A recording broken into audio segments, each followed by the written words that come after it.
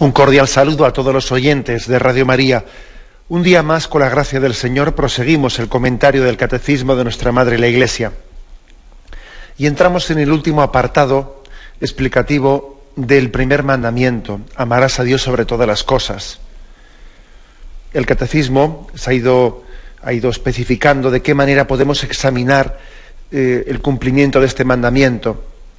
Y ha dejado para un último apartado el tema de las representaciones de Dios, de las imágenes de Dios, de las esculturas, de las pinturas, etcétera. Un tema que hoy en día lo vivimos con mucha paz y mucha tranquilidad, pero que en la historia de la Iglesia ha suscitado no pocas controversias, ¿no? Y lo trata también aquí y lo afronta. Es a partir del punto 2129, y le dedica cuatro puntos, mejor dicho. Dice este punto, 2129. El mandamiento divino implicaba la prohibición de toda representación de Dios por mano de hombre. El Deuteronomio lo explicaba así: puesto que no visteis figura alguna el día en que el Señor os habló en el Horeb de en medio del fuego, no vayáis a prevaricar y os hagáis alguna escultura de cualquier representación que sea. Quien se revela a Israel es el Dios absolutamente trascendente. Él lo es todo, pero al mismo tiempo está por encima de todas sus obras. Es la fuente de toda belleza creada. Bueno, como vais a ver, los siguientes puntos va viendo esta doctrina tan clara, tan transparente, tan rectilínea, ¿no? Esta doctrina del Deuteronomio principalmente y del Antiguo Testamento, cómo fue evolucionando en el propio Antiguo Testamento y especialmente pues en el Nuevo Testamento, ¿no? Y cómo la vivió y recibió la primitiva comunidad cristiana. ¿Qué quiero decir con esto? Que ha habido como una evolución, ha habido una evolución en la manera de interpretar esto, y también la manera de revelarlo, no solamente de cómo nosotros interpretamos la palabra de Dios. En la propia palabra de Dios ha habido como una pedagogía que poco a poco nos ha ido educando para ir conociendo a Dios verdadero. Esto no nos tiene que escandalizar, porque hay personas que cuando leen la Sagrada Escritura se arman un lío al ver cómo en ella ha habido avances sustanciales en algunos temas concretos, ¿no? Pero bueno, no es la misma palabra de Dios, no es el mismo Espíritu Santo el que reveló el Antiguo Testamento y el Nuevo Testamento. Sí, es el mismo Espíritu Santo el que en el Antiguo Testamento reveló el ojo por ojo y diente por diente.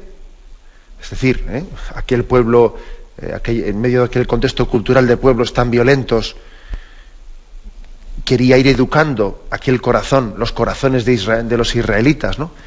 Y entendía que tenía que poner coto a una forma vengativa de responder al mal con el mal multiplicado, ¿no? Y entonces dijo, no debemos, ¿no?, de dejarnos arrastrar por ese afán de venganza tan descontrolado. Ojo por ojo y diente por diente. Y en aquel momento aquella inspiración de la Sagrada Escritura, inspirada por el Espíritu Santo, ponía coto a una manera desmedida de vengarse. Entonces, ojo por ojo y diente por diente era un primer paso importante. Si a ti te han hecho un mal, tú no tienes derecho a devolver más que ese mal que te han hecho a ti, pero no te excedas en tu respuesta. Si te han sacado un ojo, otro ojo, pero no más. A nosotros nos puede dejar eso perplejo. Pero ojo, en la revelación de Jesucristo, que dice, no devuelvas al mal con el mal. Si te pegan en una mejilla, tú pon la otra. Lo que Jesucristo nos reveló, no hubiese sido posible aceptarlo si previamente no hubiese habido en el Antiguo Testamento unos pasos previos que hubiesen ido educando el corazón. El Antiguo Testamento era necesario para que llegase el Nuevo Testamento. No era posible que esa predicación de Jesús de la no violencia, de no devolver al mal con el mal, de vencer al mal con el amor gratuito, ¿no?, Esa doctrina no podría ser recibida, no hubiese podido ser recibida, sino por un pueblo que había sido previamente educado por los profetas. Por eso no nos escandalicemos, porque la Sagrada Escritura está revelada por el mismo Espíritu Santo, pero que ha tenido con nosotros una paciencia grande de pedagogía. Bueno, pues en un contexto similar, ¿no? Estamos hablando de un Dios que es invisible, pero que se va a hacer visible, se va a hacer palpable, se va a encarnar, va a tomar figura humana, va a tomar carne humana, se va a hacer hombre. Y sin embargo, para prepararnos a eso, primeramente tiene que purificarnos de falsas imágenes que tenemos de Dios, ¿no? Y entonces nos dice, a ver, no os hagáis ninguna imagen de Dios. Purificaos de todo tipo de imágenes. Y en el Deuteronomio 4, en ese texto que cita aquí, dice, puesto que no visteis figura alguna el día en que el Señor os habló en el Horeb, en medio del fuego, no vayáis ahora a intentar hacer alguna escultura. La pedagogía de Dios entiende que en este primer momento el pueblo de Israel tiene que despojarse de todo tipo de imágenes o de imaginaciones que se ha hecho de Dios, para que luego más tarde Dios se revele y Dios se descubra visiblemente en Jesucristo. Pero ahora de momento despojaos de todas las imágenes. Es como una esponja que está empapada de un agua sucia, que para llenarla de agua limpia, lo primero que hay que hacer es, estrújala bien, estrújala y que no quede ni una gota de agua, que la esponja quede bien seca. Porque solamente si queda bien seca del agua sucia podremos después llenarla de un agua limpia. Algo así pasa con la revelación. Para mostrarnos la imagen del Dios hecho visible en Jesucristo, primeramente hay que despojarse de todo tipo de imagen, no falsa. Bueno, pues ¿esto qué supone? Que en el Antiguo Testamento hay una prohibición de hacerse ningún tipo de representación de Dios, porque el pueblo está caminando primero hacia el monoteísmo, hacia una purificación de falsos conceptos de Dios, ¿no? De imaginaciones de cómo es Dios. Y hay que intentar hacer un concepto de Dios más puro, más trascendente, más espiritual. Más puro y más trascendente, ¿no? Pues porque tenían el riesgo de hacer una imagen de Dios muy crasa. Estaban rodeados de un montón de pueblos que tenían falsos dioses y estaban idolatrando imágenes hechas de materiales humanos, ¿no? Entonces era necesario esa purificación para educar al pueblo y hacerle entender que Dios es trascendente. El riesgo era, si este proceso no se hubiese realizado, era desconocer que Dios es espíritu puro. Dios es espíritu, Dios no es materia. La materia es una creación de Dios. Claro, en aquel momento el pueblo no tenía otra forma de entender esto que la de decir, no hagamos ninguna imagen material de Dios. ¿Por qué? Porque si hacían una imagen material de Dios, como estaban rodeados de pueblos que estaban idolatrando pues figuras humanas y tenían de alguna manera fetiches por todas las esquinas, inevitablemente si se construían imágenes de Dios, iban a acabar adorando a la imagen de sus manos, ¿no? Y no al Dios mismo. Y entonces era necesario decir, no os hagáis ninguna imagen, porque Dios no es materia, Dios es espíritu. Y esos trabajos de orfebrería con los cuales los pueblos de alrededor están realizando falsos dioses que luego les adoran, esos trabajos de orfebrería, o lo que fuere, no dejan de ser más que una cierta destreza humana, y por muy bellas que sean esas imágenes, son materia humana, ¿no? Y son polvo, y son nada ante la trascendencia y ante la grandeza de Dios. El primer paso, pues, en el Antiguo Testamento era hacer entender que Dios ha creado al hombre a su imagen y semejanza, y ojo, sin embargo, con crear nosotros a Dios a nuestra imagen y semejanza. Mucho ojo con ser nosotros los que imaginemos cómo es Dios. Existe el riesgo de creer, en vez de en el Dios que nos ha creado a nosotros, terminar creyendo en el Dios que nosotros nos hemos creado, que yo me he imaginado. Tenemos que hacer ese esfuerzo. La auténtica revelación es la que me revela al Dios que me ha creado a mí. No que yo me imagino el Dios que yo me hago, que yo me fabrico. Por eso en el Antiguo Testamento se nos dice, fuera todas las imágenes, prescindamos de todas ellas, no caigamos, ¿no?, en ninguna falsa idolatría. Como digo, es una pedagogía de Dios muy importante, que fue necesaria totalmente en el Antiguo Testamento. Fue necesaria. Sin ella, el pueblo de Israel no hubiese llegado a entender que Dios lo trasciende todo. Que Dios es mucho más que las imágenes que lo representan.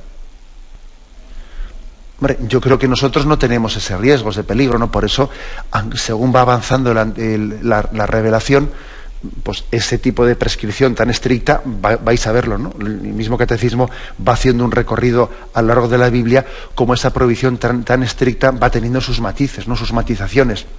Nosotros veneramos una imagen de la Virgen, de Jesucristo, etcétera, sin que tengamos riesgo alguno de entender que esa imagen, la materialidad de esa imagen es Dios mismo, o estemos idolatrando a la madera, o la escayola, o sea, que tenemos claro ese concepto, ¿no? Pero en aquel momento era necesario prescindir de eso para purificar, ¿no?, esa imagen de la divinidad y tener conciencia de la trascendencia de Dios.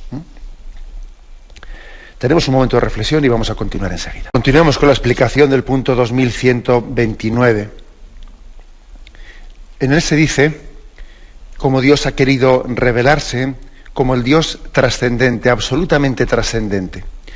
Se nos da un texto del libro de Sirácida o del Eclesiástico, capítulo 43, versículo 27-28, y dice: Él lo es todo, pero al mismo tiempo está por encima de todas sus obras.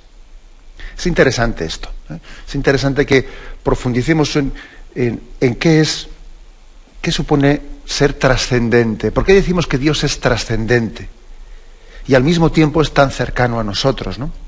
Este es el motivo por el que en el Antiguo Testamento se prohibió en el libro de Deuteronomio hacer ninguna imagen de Dios, ninguna figura humana de Dios, porque se quería subrayar la trascendencia de Dios. Él lo es todo, está en todas las cosas, pero al mismo tiempo está por encima de todas las cosas. Se nos remite al punto 300 del Catecismo, en el que se dice: Dios trasciende la creación y está presente en ella. Dice así: Dios es infinitamente más grande que todas sus obras. Su majestad es más alta que los cielos. Su grandeza no tiene medida. Pero porque es el creador soberano y libre, causa primera de todo lo que existe, está presente en lo más íntimo de sus criaturas. En él vivimos, nos movemos y existimos. Según las palabras de San Agustín, Dios está por encima de lo más alto que hay en mí y está en lo más hondo de mi intimidad. Como veis, una doctrina preciosa, ¿no? Dios es trascendente, está por encima de lo más alto de mí, está por encima de esas últimas galaxias, que mucho más allá de ellas, y también está en lo más hondo de mi intimidad. Es más íntimo a mí que mi propia intimidad. A esto le llamamos trascendencia y al mismo tiempo inmanencia. Dios está más allá de cualquier concepto humano, y sin embargo está íntimamente inscrito dentro de mí, ¿no? Es más cercano que cualquier cosa que me rodea. Es muy importante este equilibrio, fijaros, entre trascendencia e inmanencia. Si Dios fuese únicamente trascendente, ¿qué es lo que ocurriría? Pues que remarcaríamos de él que Dios está muy lejano, Dios es tan distinto al hombre, Dios es tan diferente al hombre, Dios es una cosa tan totalmente diferente. Claro que entonces, Claro, algo que es tan lejano, tan distinto, tan superior, tan, claro, dice uno, bueno, pero de acuerdo, pues, pero ese Dios tan diferente y tan distante al hombre, yo creo que no conecta con nosotros, ¿no? Alguien que está tan lejos, parece que no, a él difícilmente le va a importar lo que nos pase a nosotros, ¿no? A ese Dios, cuando se remarca únicamente la trascendencia, ocurre esto. Cuando se remarca exclusivamente este aspecto, claro, Dios es el infinitamente otro, es el infinitamente superior. Él trasciende toda la creación, sí, claro, pero si subrayamos exclusivamente esto, al final uno dice, de acuerdo, pero me da la impresión de que a ese Dios yo le importo muy poco, porque claro, yo soy aquí una cosa tan limitada, y Dios es tan trascendente que yo para él no creo que le importe mucho, ¿no? Es totalmente ajeno a mi vida, a mis aspiraciones, ¿no? Sin embargo, cuando se remarca lo contrario, ¿no? Cuando se remarca la inmanencia, es decir, el hecho de que Dios está cercano y presente, pero si se remarca únicamente la inmanencia, ¿no? Si se remarca así que Dios es cercano, Dios está dentro de mí, Dios coincide con mis cosas, con mi propia condición, etcétera, etcétera, sí, dice, bueno, pues muy bien, muy cercano, pero por lo visto debe ser de yo mismo, o sea, parece que Dios no es distinto de mí, que es como si fuese otro más. Si tú remarcas mucho la cercanía y no remarcas también la trascendencia, que Dios es grande y Dios es superior, al final parece que Dios es como hecho por tus propias manos, ¿no? Como si fuese un amiguete mío, un amiguete, pues que al fin y al cabo este no puede salvarme, si tiene unas fuerzas como las mías, igual de limitadas, ¿no? Sí, muy cercano, me debe de comprender mucho porque casi es de mi misma carne y sangre, pero vamos, que no tiene capacidad de salvarme y de ayudarme a trascender mis limitaciones, ¿no? Entonces es muy importante que a la hora de concebir el concepto de Dios, purifiquemos de dos posibles errores. O de deformaciones, dos posibles deformaciones de signo contrario. O remarcar tanto la trascendencia de Dios, de una manera unilateral, ¿no? Que sea a costa, ¿no?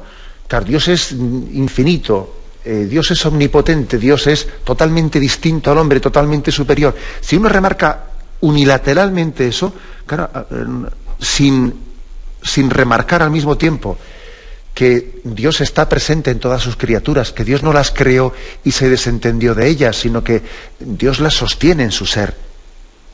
Y por lo tanto Él no solo está por encima de las estrellas, está también dentro de cada cosa que ha creado. En Él vivimos, nos movemos y existimos. Entonces, Dios es trascendente, sí, pero al mismo tiempo inmanente. Si no se remarca esto, hacemos un Dios que parece que es ajeno al interés del hombre, ¿no? Y al revés, si se remarca exclusivamente que Dios no está en lo alto, sino que Dios está dentro de ti, y en el fondo Él coincide con tu propio ser, entonces ¿qué pasa? Que al final resulta que Dios no es trascendente, que Dios eres tú mismo, y yo no puedo ser salvado por algo que es de mi propia carne y sangre. Tiene que ser superior a mí para que me salve. Por eso hay que subrayar, para tener un concepto verdadero de Dios purificado, de deformaciones, hay que subrayar las dos cosas. La trascendencia de Dios, Dios es trascendente, y al mismo tiempo la inmanencia de Dios. Dios es íntimo a nosotros y está sosteniendo todas las cosas que nos rodean, ¿no? Repito esta frase de San Agustín, ¿no? Dios está por encima de lo más alto que hay en mí, y está en lo más hondo de mi intimidad. Por esto, lógicamente, el pueblo de Israel tenía que ser educado, estaba en un proceso pedagógico de educación, y entonces en el Antiguo Testamento, para hacer entender esto, como primer paso se dice, vamos a ver, fuera todas esas imágenes imágenes hechas de mano, por escultor o por pintor, fuera todas esas imágenes. Porque en el fondo, a ese pueblo de Israel que estaba rodeado, ¿no?, de pueblos politeístas e idólatras, les va a hacer pensar que Dios no es trascendente. Les va a hacer pensar que Dios es, pues, de materia humana. Le va a hacer confundir a Dios con la materia que Dios ha creado. Y no puedes confundir una cosa con la otra. De esta manera, Israel era educado, ¿no?, por Yahvé en ese proceso. Y un paso más, ¿no?, y concluye con esto este punto 2129. Dice que Israel, o sea, Dios se revela a Israel como el Dios absolutamente trascendente.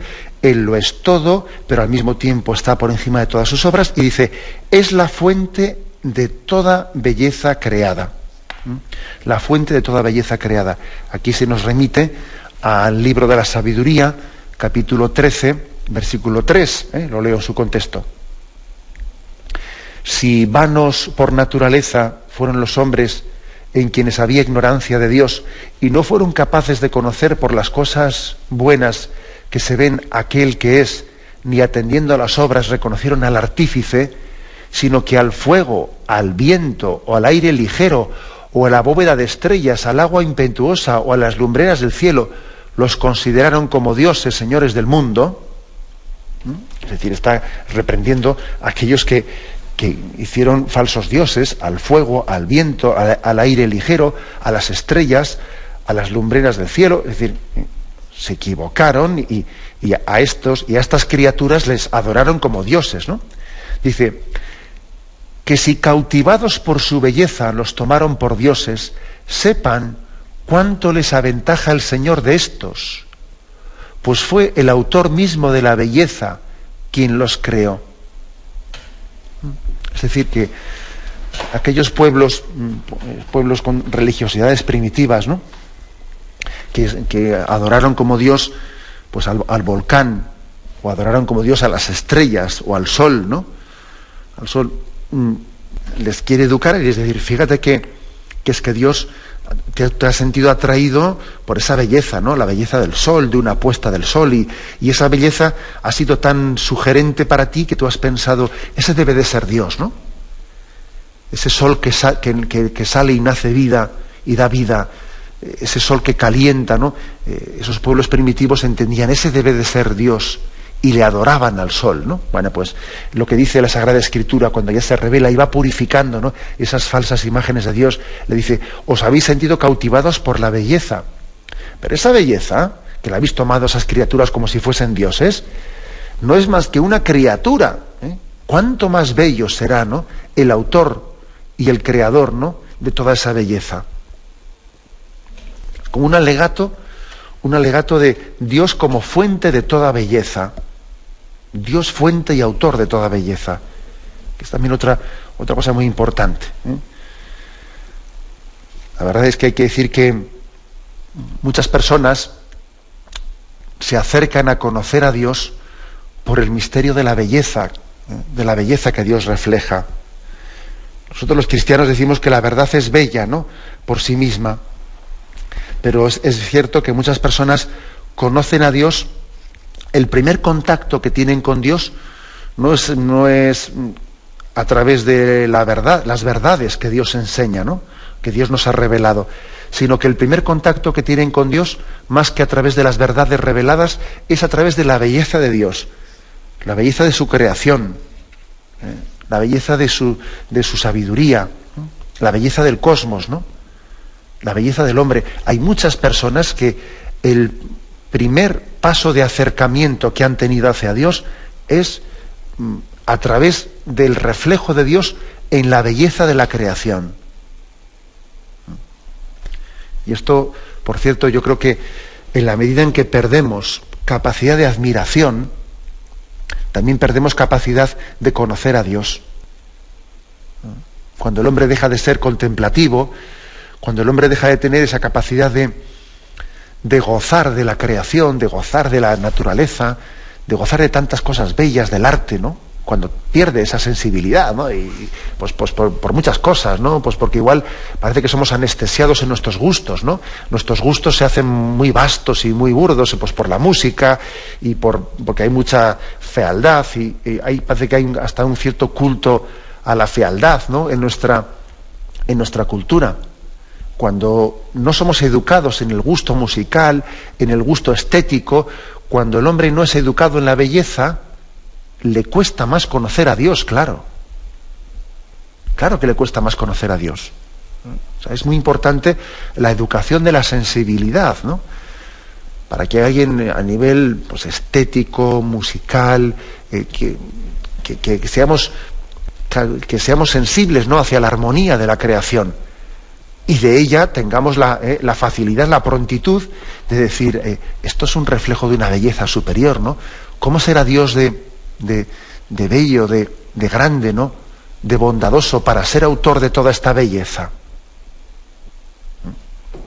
O sea, Dios es la fuente de toda belleza creada. En el fondo yo creo que aquellos pueblos primitivos que viendo la belleza del sol o de la puesta del sol pensaron que aquel debía de ser Dios, yo creo que mostraban más sensibilidad que la que hoy en día tenemos, porque por lo menos aquellos pueblos, aunque adorasen a Dios al sol como un falso Dios, por lo menos tenían sensibilidad por la belleza. Por lo menos llamaban Dios a lo que era un reflejo de la belleza de Dios. Pero es que hoy en día muchas veces no es que llamemos Dios, pero nos entregamos al dinero o a otros falsos dioses, no por una belleza, ¿no? No por una belleza que nos atrae, sino más bien porque somos seducidos, ¿no? Por las tentaciones, ¿no? Que nos llevan a idolatrar hacia lo que son casi las pasiones humanas, las idolatramos, ¿no? En resumen, ¿no? Concluye este punto 2129 diciendo: tenemos que subrayar la trascendencia de Dios. El Antiguo Testamento dijo, no hagas no hagas imágenes, no hagas representaciones humanas de Dios, porque tenemos que educarnos en que Dios es trascendente, en que Dios es espíritu puro y al mismo tiempo es cercano, es inmanente, está sosteniendo toda la creación, está sosteniendo nuestro ser. A este Dios que es trascendente y al mismo tiempo es inmanente, a este Dios que es autor de toda la belleza de la creación. Y la creación entera es como un espejo en el que vemos algo de la belleza de Dios, ¿no? Vemos un poco. A este Dios es al que tenemos que adorar. Tenemos un momento de reflexión y continuaremos enseguida.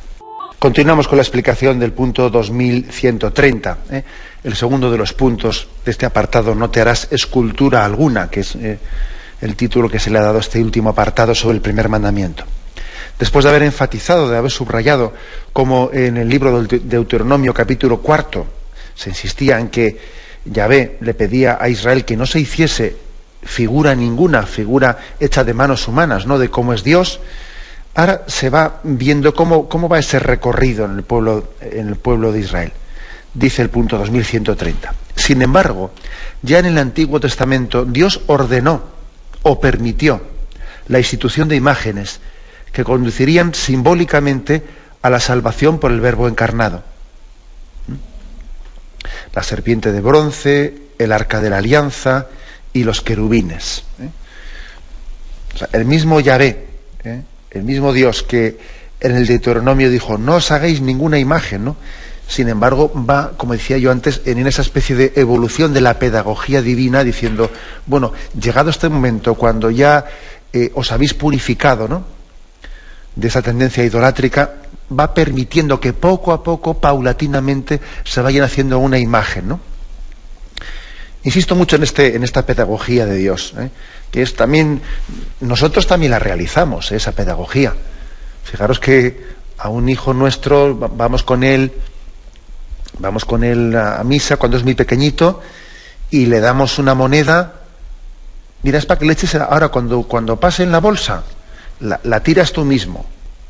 Y el niño coge la moneda que le ha dado el padre y así la echa a la bolsa. ¿Por qué se la damos a él? Pues para que aprenda que hay que ser generoso y desprenderse del dinero. Luego, claro, cuando el niño ya tiene un par de añitos más, ya no es eso, sino que la moneda se la damos en casa, ¿no? Oye, cuando vayas a la iglesia la echas tú, y ya parece que ya nadie le está comprobando si la echa, ya tiene que tener esa capacidad. Un poco más tarde le damos la paga y él tiene que administrarse toda la semana. O sea, lógicamente también nosotros tenemos una pedagogía. Una pedagogía. Bueno, pues lo mismo también tiene Dios con Israel en ese proceso increscendo, ¿no?, de revelación que tiene con nosotros. Entonces también en ese contexto ordenó o permitió la institución de imágenes que conducirían simbólicamente a esa salvación que nos vendría por el Verbo encarnado, por Jesucristo. Un primer texto que se nos ofrece, el libro de Números, capítulo 21, versículos de 4 al 9.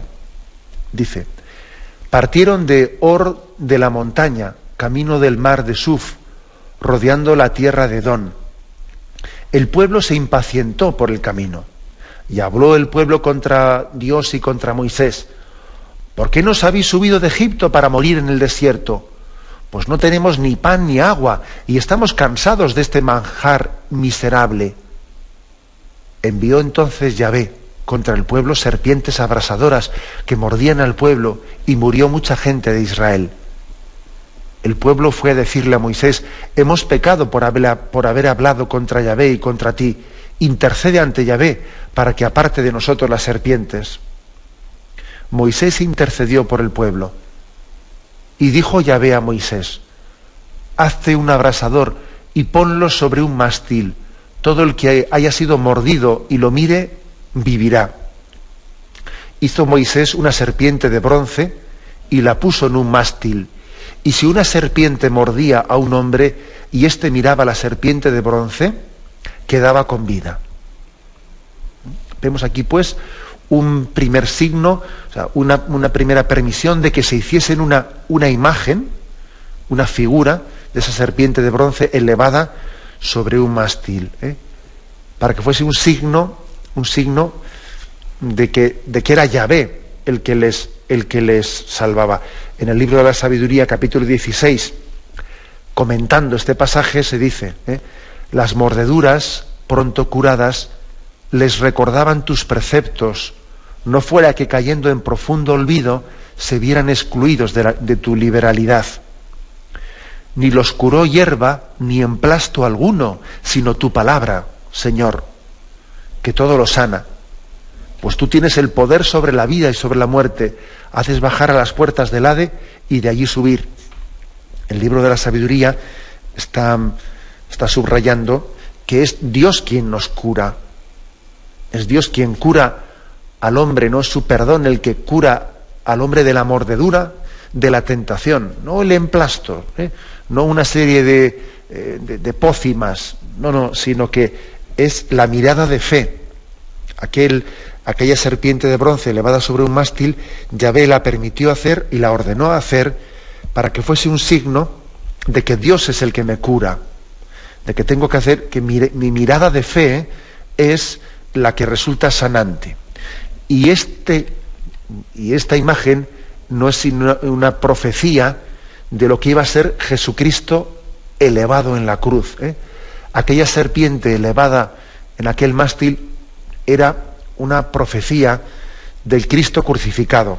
Y en San Juan capítulo 3, versículo 14 y 15 dice: nadie ha subido al cielo sino el que bajó del cielo, el Hijo del Hombre. Y como Moisés levantó la serpiente en el desierto, así tiene que ser levantado el Hijo del Hombre, para que todo el que crea tenga por él vida eterna. O sea, también nosotros dirigimos nuestra mirada, ¿no?, como el buen ladrón, o como aquel centurión que dirigieron la mirada a ese Cristo elevado sobre la cruz y quedaron sanos. Aquel centurión que dijo: verdaderamente este era el Hijo de Dios. Aquel buen ladrón que miró con fe a Jesús elevado sobre la cruz. Aquel buen ladrón, aquel centurión, eran imágenes de aquellos israelitas que habían sido mordidos por la serpiente, que habían sido de alguna manera heridos por el pecado, pero que miraban con fe aquel signo de salvación, y en esa mirada de fe quedaban salvos, quedaban sanados. Dios también, por lo tanto, permite, incluso ordena que se haga ese signo visible. Puede parecer contradictorio con la prohibición anterior de que no hagáis ningún tipo de imagen de nada, pero sin embargo ahora pide que se haga esa imagen. ¿Por qué? Bueno, porque Dios es consciente de la condición de la condición corpórea del hombre, y que también el hombre necesita signos visibles. No somos ángeles, somos seres, tenemos una condición espiritual y carnal al mismo tiempo, ¿no? Y tenemos una capacidad también de conocimiento a través de nuestros sentidos, y por eso Dios se va revelando a nuestra capacidad de conocimiento. De ahí que más tarde vendrán los sacramentos, y los sacramentos son signos visibles, de una gracia invisible, ¿no?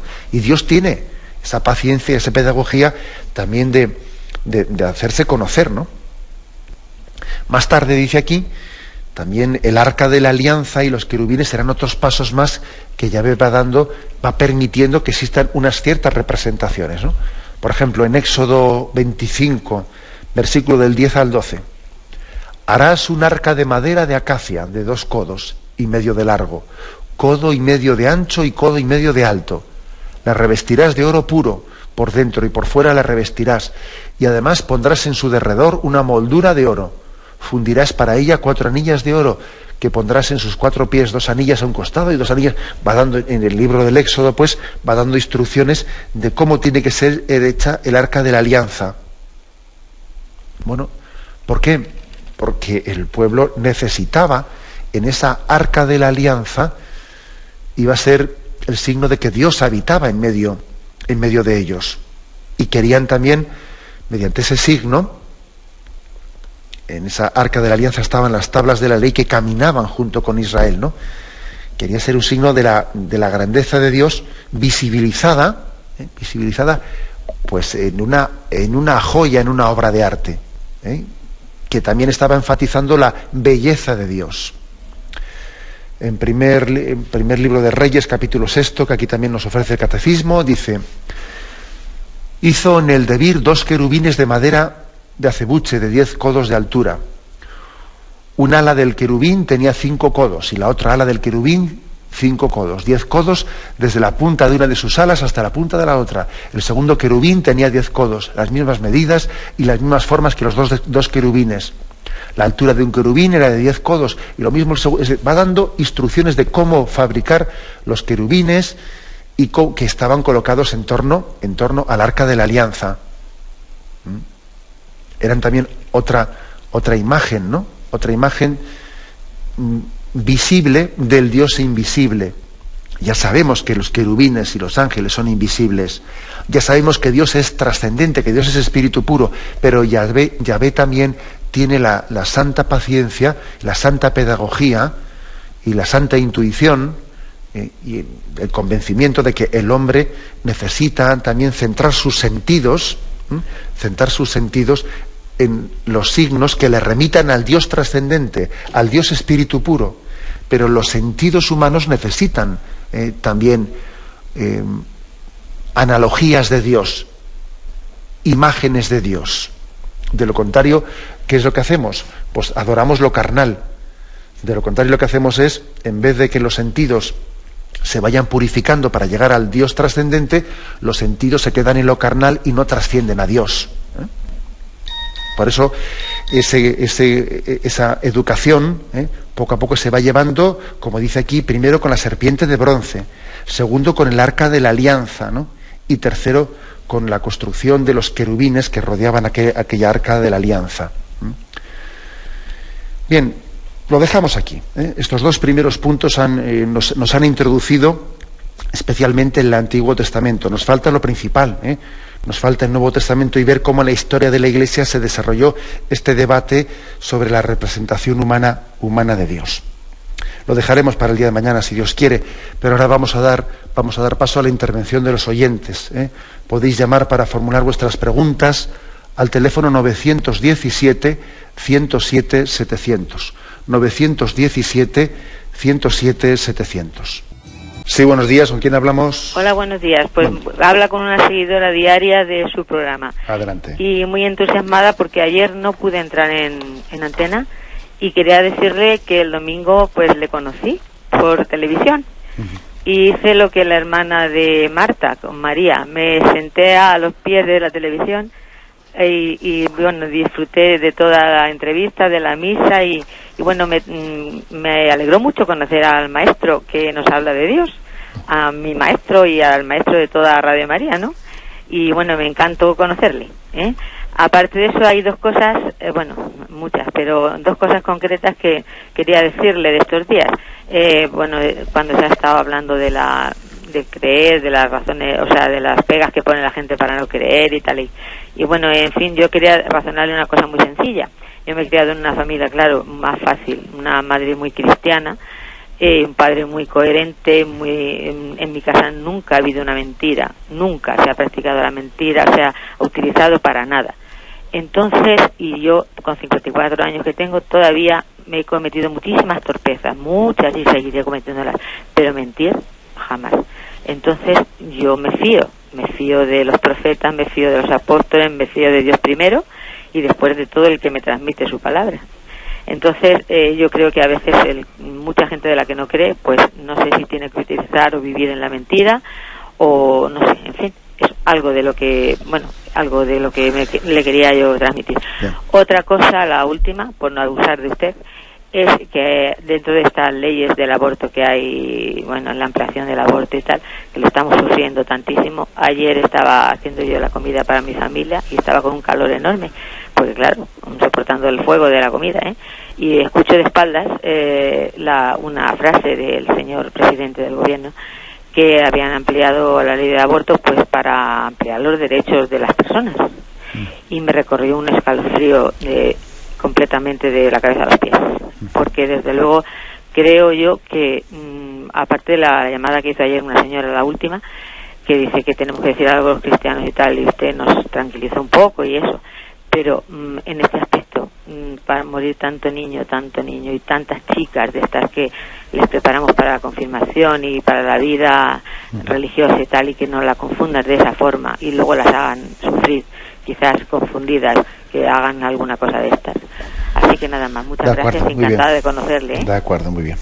Sí, es que resulta que el domingo se retransmitió la misa de televisión española desde Palencia y por eso decía la oyente que nos había visto por televisión. Bueno, pues muy bien.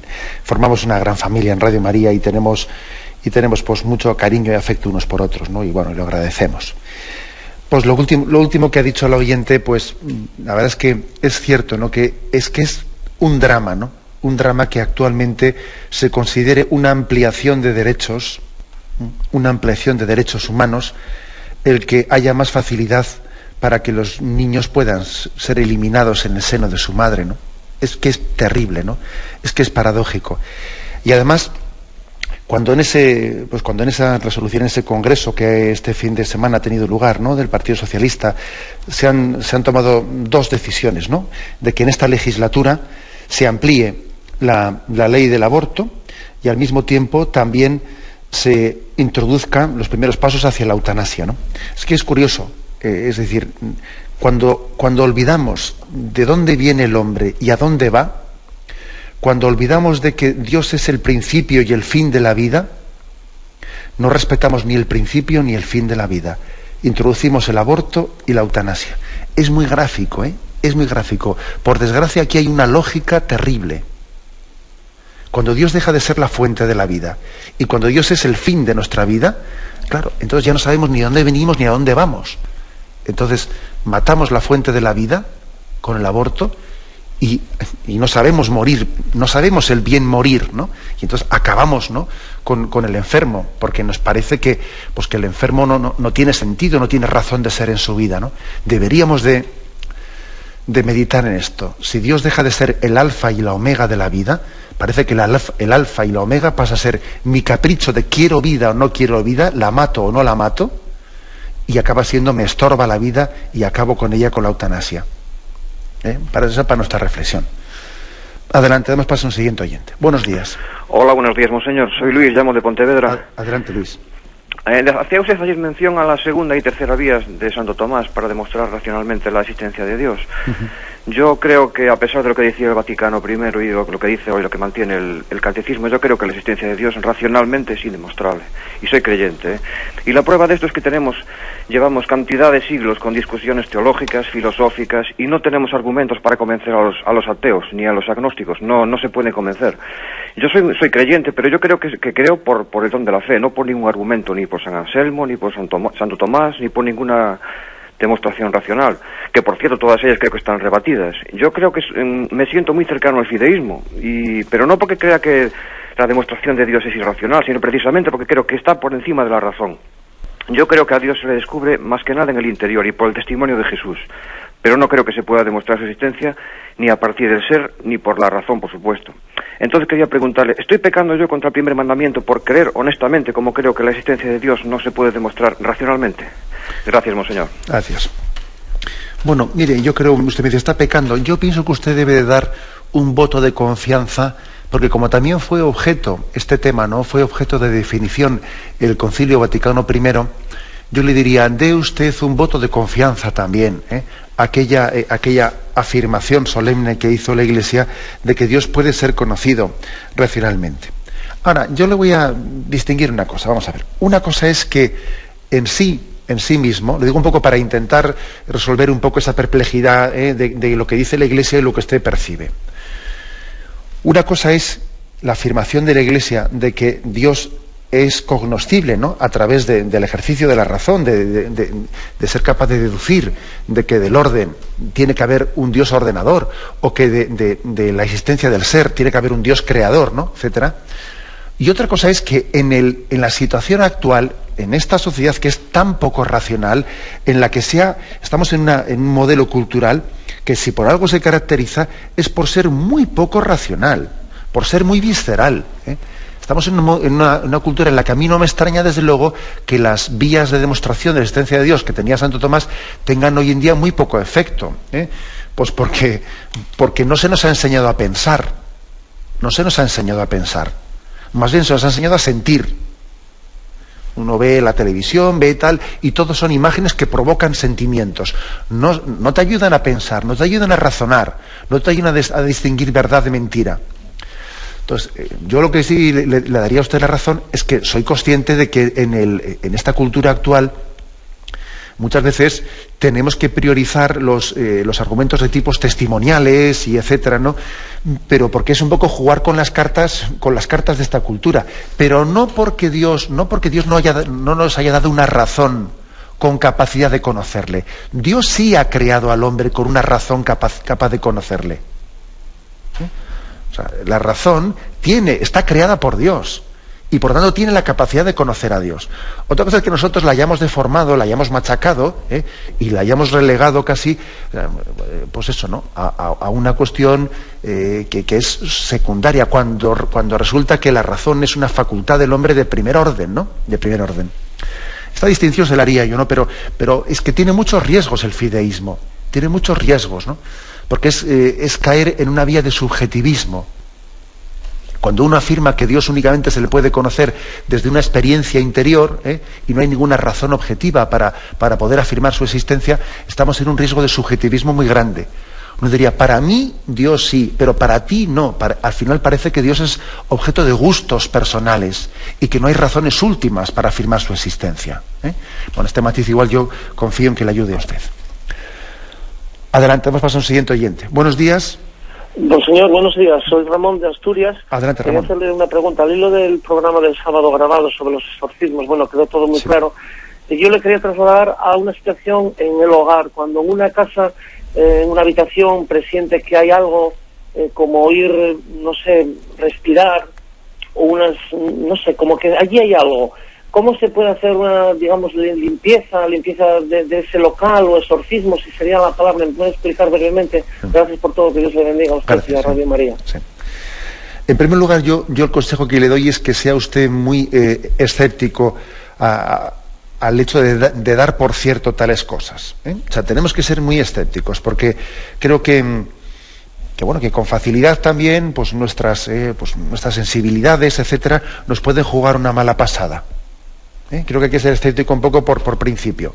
Ahora bien, desde esa especie de escepticismo, porque es que yo lo digo porque es que el demonio, la forma que tiene verdaderamente de actuar con nosotros, pues es la forma ordinaria en la vida. El demonio no es tan tonto como para manifestarse de manera que dé pie a creer más en él. Su manifestación ordinaria es la tentación de ser orgullosos, de ser perezosos, de ser carnales, etcétera, etcétera, ¿no? Por eso hay que ser escépticos.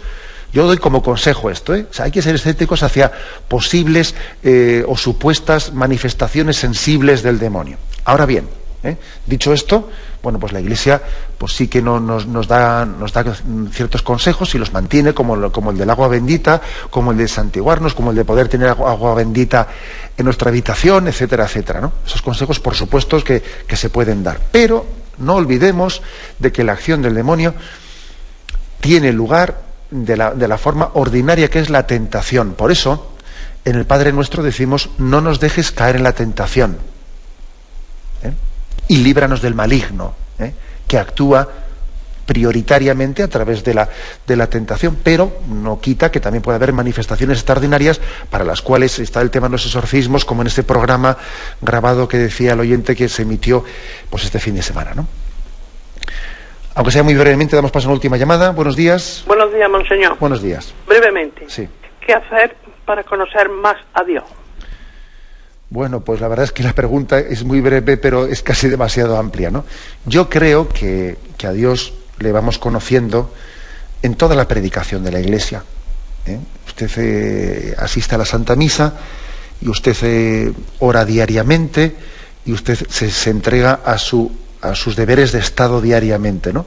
A mí me parece que Dios se le está a usted dando a conocer en la Eucaristía que celebra, en la entrega generosa en su estado de vida, O sea, no esté usted igual pensando en un tipo de conocimiento pues excepcional, porque podría ocurrir, ¿no?, que Dios tenga también momentos de descubrirse de una manera pues excepcional, pero esa conversión que tuvo Pablo camino de Damasco, tan espectacular, lo lógico es que tenga lugar en el día a día de nuestra existencia. En ese día a día, Dios se nos va descubriendo como compañero de camino. Me despido con la bendición de Dios Todopoderoso, Padre, Hijo y Espíritu Santo, descienda sobre vosotros. Alabado sea Jesucristo.